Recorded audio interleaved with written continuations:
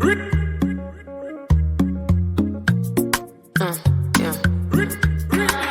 I'm in a music and loose.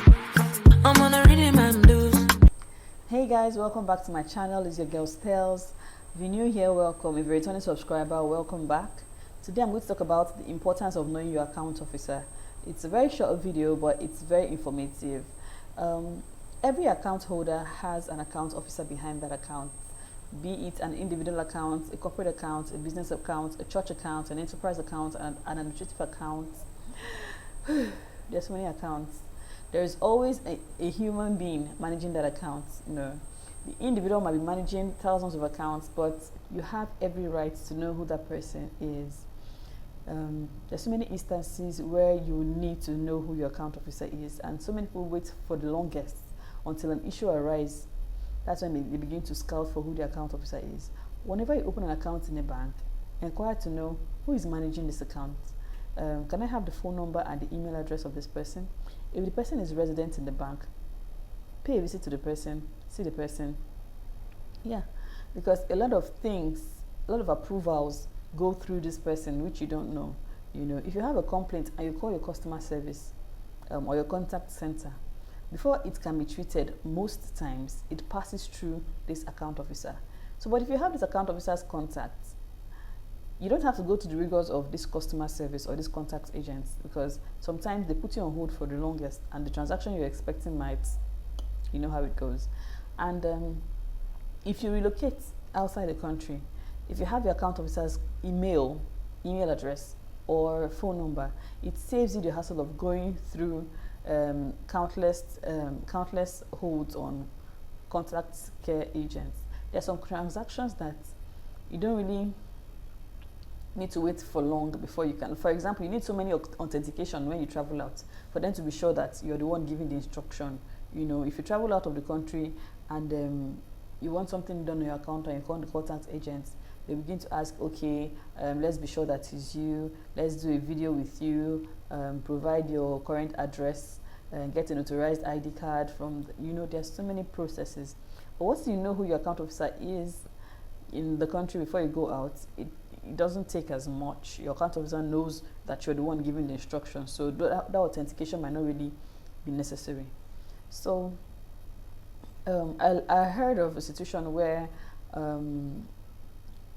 a customer walked into the bank and she was with some people that were trying to swindle her of her money.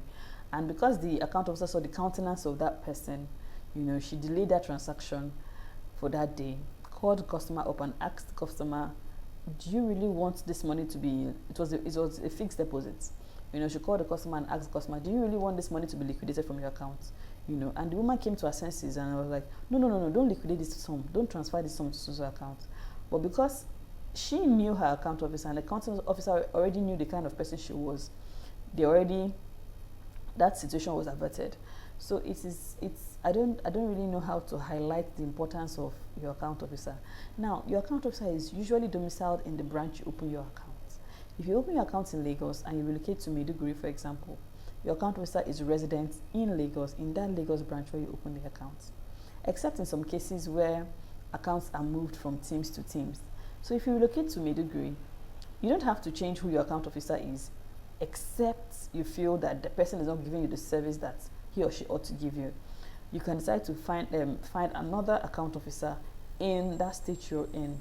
Now, an account officer is not someone that handles everything pertaining your account. That's another thing I want to put out there, because when people hear account officer, she's one that will do everything that pertains to my account. No, that person is just a middleman between you and the bank. The person can help in some instances, but there are some things that the person needs to get authorization approvals for. There's some things that the person has to push to other departments for. Now, I want to clarify something. So people believe that once you're working in the bank, you're handling cash. Once you're working in the bank, you're a paying teller. There are different departments in the bank. There's the legal arm of the bank. These ones are the ones that handle the legal issues. There is the IT sector. There are people that print out your ATM cards. There are people that print out your checkbooks. There are marketers. There are account officers, relationship managers. Then there are tellers. There are many units in the bank. So once you hear an account officer, just know that that person was singled out for you to help you, you know. So don't abuse the privilege. A lot of people, when I was in marketing, a lot of people call me by midnight, you know, to make inquiries, and I'm like, why? There are contact center agents for that. There are 24 hours contact center agents that you can call. These people work on shifts. So if you're calling them at night, it's not really a bother because they're supposed to work at night. But calling your account officer in the middle of the night, the person is human too. The person also has a family. So, like I said, try and know who your account officer is, you know. There might be situations whereby, for example, someone got robbed and you need to block the ATM card. She had no idea what the code was. She had no idea how to go about it.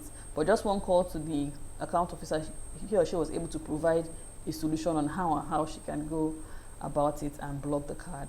So don't just have an account without knowing who your account officer is. It's imperative, please. So see you in the next one. In the next one, I'll be talking about what goes on when you call customer service agents, and hopefully I talk about that, because a lot of people think that when you talk to a customer service agent, your situation should be solved immediately, but it goes through a process. So thanks for tuning in with me. See you in the next one.